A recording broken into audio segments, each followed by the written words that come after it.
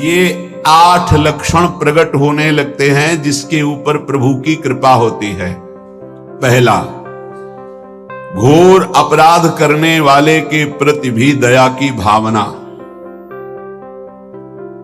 शांति पहला लक्षण है। भाव में भी पहले शांत भाव है। हमारे ऊपर श्री हरिजू की कृपा है, इसकी पहचान ये 8 लक्षण। पहला, शांति, अर्थात घोर अपराधी के प्रति भी गुस्सा ना आना, क्षमा करना, यह हरि की कृपा का लक्षण है। देख लो भाई, घोर अपराधी शब्द तो जाने दो, जरा सा प्रतिकूल हो जाए तो लाख समझाओ पर भ्रकुटी तनी रहती है। ईर्ष्या, द्वेष, मात्सर्य, द्रोह, ये उपासक के हृदय की विषय नहीं, ये तो गंदे विषयी पुरुषों के हृदय के लक्षण हैं।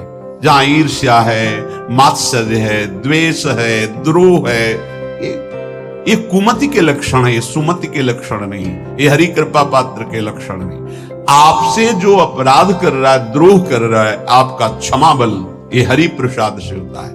शांति, क्षमा बल, शांति, सह गया, क्या करूं, सहना ही पड़ेगा क्योंकि भगवत मार्ग में वो ऐसा नहीं होता। शांति, बुरा ही नहीं लगा, हरि कृपा पात्र को बुरा ही नहीं लगा। उमा संत के यही बड़ाई, मंद करत जो करे भलाई, ये सीधा शांति की व्याख्या है। अपने यहां मंगल गान में, करत जे अनसहन निंदक तिनहु पे अनुग्रह कियो, यह है हरि कृपा, यह है आचार्य कृपा, गुरु कृपा। अपराधी पर भी क्षमा का भाव होना, भला ऐसा है, अपराधी पर भी क्षमा का भाव होना, ये हरि कृपा पात्र में ही होगा, अन्य में नहीं।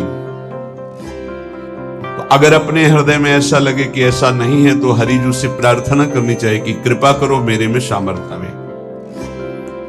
दूसरा, अनुसूया, वो किसी भी के प्रति कभी भी कोई दोष दर्शन ही नहीं करेगा। दोष कथन, दोष श्रवण की तो बात जाने दो। अनुसूया, दूसरों के गुणों में दोष ढूंढना ये नहीं होता, हरि कृपा पात्र में ये नहीं होता। ये सब भजन के नाश करने वाले, जैसे पहला अपराधी पर क्रोध कर देना, तो माया ने भेजा इसीलिए था कि तुम्हारे साथ व्यवहार ऐसा करे कि तुम क्रोध करो, क्रोध करोगे तुम्हारी ऊर्जा शक्ति नष्ट हो जाएगी, अध्यात्म में जो चलने की थी, और कहीं तुमने संकल्प कर लिया तो भजन शक्ति नष्ट हो जाएगी। तो अगर भजन बल है तो गया, जरूर उसको दंड मिलेगा, पक्का मिलेगा, 100% मिलेगा, लेकिन आप खाली हो गए, ना भजन करने की वृत्ति रहेगी और ना भजन रहेगा, दोनों पर। अनुसूया, किसी के सद्गुणों में दोष देखना, गुणों में दोष ढूंढना, ये हरि कृपा पात्र में नहीं होता। ये बहुत मंगलमयी बातें हैं जिससे हमारा भजन मार्ग पुष्ट होता है। तीसरा, वो बाहर से और भीतर से पवित्र रहता है, हरि कृपा पात्र। शौचाचार का ज्ञान होना चाहिए, वस्त्र आपके पवित्र होने चाहिए, ये बाहरी, जल रज आदि के द्वारा बाहरी पवित्रता, और निष्कपटता, निश्चलता, सत्य भाव, ये अंदर की पवित्रता है। अगर कपट है, छल है, असत्य है, तो हृदय मलिन रहता है। भीतर और बाहर से पवित्र रहना, इसमें खास बात क्या है भीतर और बाहर से पवित्र रहने में? भीतर और बाहर से सदैव पवित्र कौन रह सकता है? तो बोले जो पुंडरीकाक्ष भगवान श्री हरि का, प्रियाजू का स्मरण करता रहता है, वो शवाभ्यंतर शुचि, वो बाह्य और अभ्यंतर दोनों से पावन रहता है। तीसरी जो कृपा का लक्षण है, अर्थात वो सदैव भगवत चिंतन परायण, शौचाचार का पालन करने वाला, बाहर और भीतर से हरि कृपा पात्र पवित्र रहता है। लघु शंका में जल पात्र में रखा जाता है, जनेंद्रिय को पवित्र किया जाता है, फिर हाथ रज से धो के, फिर कुल्ला करके, आचमन करके, पैर धोकर, ऐसे पवित्र आचरण, ऐसे पशुवत व्यवहार ठीक नहीं। कुछ लोग ऐसी गलती करते हैं कि जिसमें शौच हुआ जाता है उसी में बैठकर लघु शंका करते, तो सारे वस्त्र, पूरा शरीर अपवित्र हो गया आपका। अब तो अटैच बाथरूम की व्यवस्था माया ने कर दी है। हमें लगता है कि शौचालय अलग होना चाहिए और स्नान गृह अलग होना चाहिए, थोड़ा ही चाहे भेद हो, अंतराय होना चाहिए पवित्रता के लिए। अब ये शौचालय है, यही स्नान करना है, यही लघु शंका करनी है, तो पवित्रता का निर्वाह नहीं हो पाता। यदि जिस उस जगह आप शौच करते हैं, जो बैठकर उसी पे बैठ के लघु शंका करते हैं, तो आपको पूरा वस्त्र सहित स्नान करना चाहिए पवित्रता के, तभी बुद्धि भ्रष्ट हो जाती है। आपको मंत्र का निरंतर चलना ये कठिन पड़ जाएगा। पवित्रता का निर्वाह करो। देह राग मिटने के बाद एक स्थिति आती है, अवधूत स्थिति, उसमें फिर शरीर की पवित्रता का कोई संबंध नहीं रह जाता।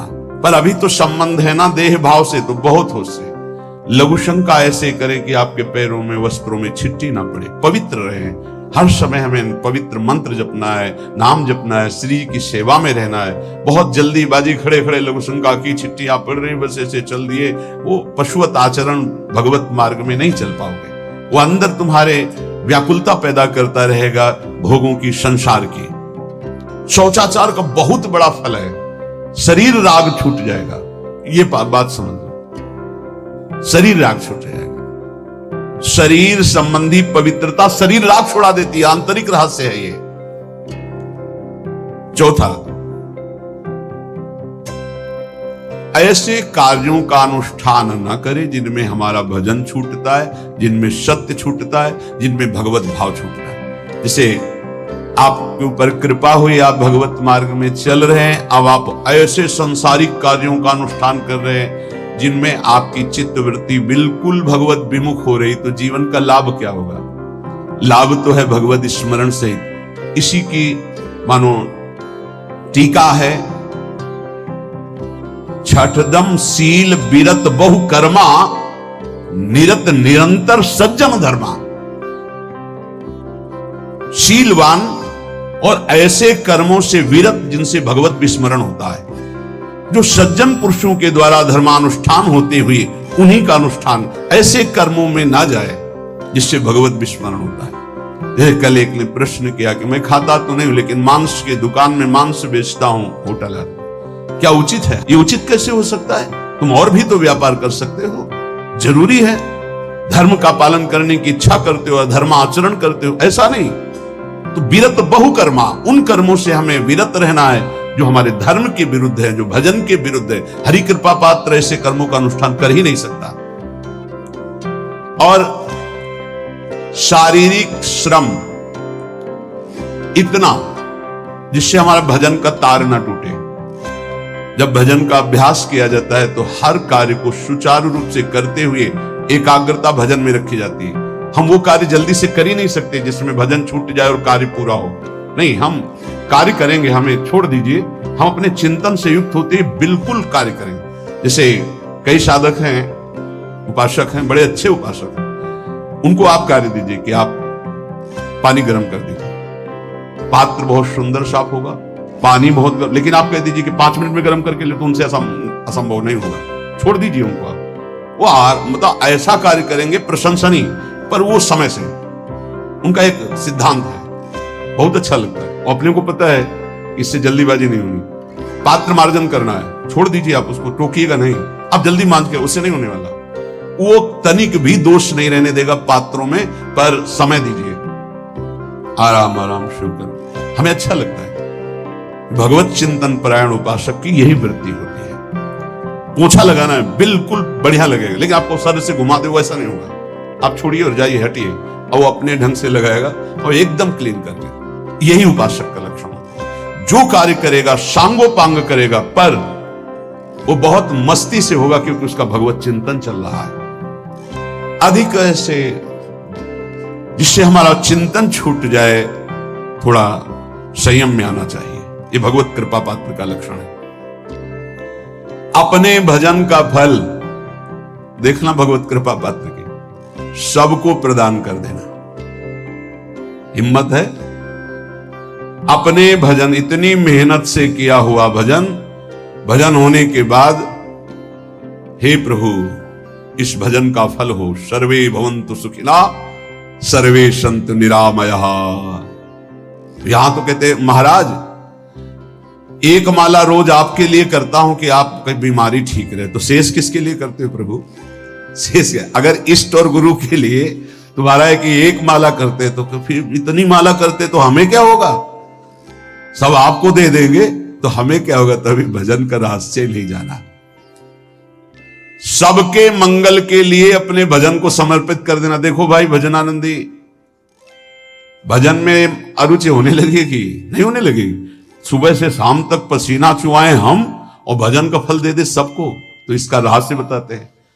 सबको जे भी कहा सर्वे भवन्तु सुखिना, तो सर्वत्र विराजमान भगवान वही पलटकर अनंत रूपों में आपके ऊपर बरस पड़ेंगे। ये आंतरिक रहस्य है। हमने जो भजन किया वो एक सीमा में था, जब हमने संपूर्ण विश्व को दे दिया तो असीम बनकर वापस हुआ। ये भाव न समझ में, अगर ये भाव न कहे तो एकदम लगे हम अपना भजन क्यों दे सबको? उस सर्वात्मा में विराजमान जो हमारा प्रभु है उसी को समर्पित कर। सर्वे भवन्तु सुखिना, तो वो सब पलटकर सब जगह से वापस आया, सबका आशीर्वाद आया और वो महान बनता चला गया। ये लाभ है, आंतरिक लाभ है। अगर तुम्हारा भाव ऐसा न बनता हो तो आप प्रभु को तो अर्पित करते ही है ना, तो वही प्रभु सब में विराजमान है। ऐसा भाव करके सर्वात्म स्वरूप भगवान को हमारा भजन समर्पित है। सब रूपों में प्रभु विराजमान है। ये हरि कृपा पात्र का लक्षण चल रहा है। और छठवां, अपने भजन से अपने लिए कुछ भी ना चाहना और दूसरों की तो बात जाने दो। दूसरों से कुछ ना चाहना ये तो ठीक है, अपने भजन से अपने लिए कुछ ना चाहना है हिम्मत। देखो ये हरि कृपा पात्र में हिम्मत होती है।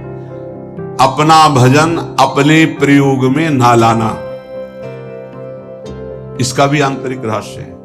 अपने प्रयोग में आप शरीर को लेकर के बोलेंगे, अगर स्वरूप को लेकर तो प्रयोग की कोई वहां जरूरत ही नहीं। स्वरूप पूर्ण काम है, वहां कोई अभाव नहीं। जब आप कोई भाव अपने लिए करेंगे तो देह भाव होगा।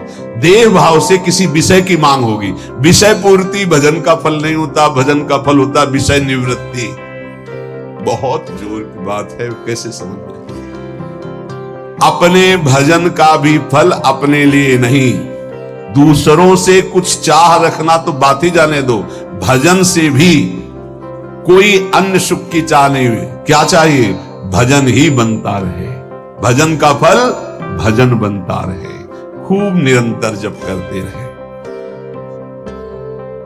सातवां, किसी भी मान सम्मान कीर्ति पद प्रतिष्ठा के मिलने पर हृदय का असंतुष्ट हो जाना, यह हरि कृपा पात्र का लक्षण होता है। प्रणाम नमस्कार जय हो तो हृदय में असंतुष्ट हो जाना चाहिए। कोई किंचन मात्र अभिमान न उदय हो जाए। प्रभु बचाओ, ये माया की चकाचौंध से बचा लो नाथ। कौन सा अपराध बन गया कि आपकी जय की जगह यहां हमको ऐसा सुनना पड़े। जैसे एक बार महापुरुष जन कहे थे कि जब गुरुजन बड़ाई करने लगे सामने शिष्य की, तो उसको ग्रीवा झुका लेनी चाहिए, पश्चाताप करना चाहिए कि कोई गलती हो गई, आज हमारे गुरुजी ने हमारी बड़ाई कैसे कर दी। इसका मतलब कोई दोष बन गया, कोई गलती हो गई, और प्रार्थना करना चाहिए कि क्षमा कीजिएगा महाराज, अगर कोई गलती हो तो दंड दीजिएगा, लेकिन ये दंड मत दीजिएगा कि आप हमारी प्रशंसा कर रहे हैं। भगवान इससे बड़ा और कोई दंड नहीं, ऐसा महसूस होना चाहिए। सम्मानम कलयाति घोर गरलम, ये हरि कृपा पात्र का लक्षण है। नीचापमानम सुधा, नीच पुरुषों द्वारा किया हुआ अपमान अमृत के समान लगे और सम्मान विष के